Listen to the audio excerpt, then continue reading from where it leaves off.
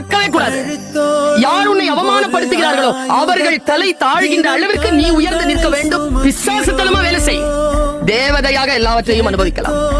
ஏதேனும் அவமானம் உங்களுக்கு நேர்ந்தால் அங்க வந்து நீங்க அதை லேடரா மாத்துங்க. அங்கிருந்து ஏறணும். நீங்க எவன் நம்மள கொல்லணும்னு சுத்துறானோ அவனுக்கு முன்னால சாக கூடாது. சாகலாம், எல்லாரும் சாகலாம். ஆனா எவன் நம்மள கொல்லணும்னு சுத்துறானோ அவன் முன்னால சாகக்கூடாது. நாளை பாத்துக்கலாம். நாளை எப்படி பாத்துக்கலாம்? உயிரோட இருக்கணும்ல. இருந்தாலும் அந்த மைண்ட் வரணும்ல, அந்த எனர்ஜி வரும். அந்த ஸ்பாட்ல அந்த நிமிடத்துல ஜெயிக்கணும். அதுக்கு பேர் தான் ஜெயிக்கிறது. எங்க அம்மா சொல்லுவாங்க, காட்டு வழியா போறியா, ஒரு பூவையோ கனியையோ பாக்குறியா, அறுத்துரு, திரும்பி வரும்போது பாத்துக்கலாம் அப்படி விடாத. வாழ்க்கையும் அப்படித்தான்.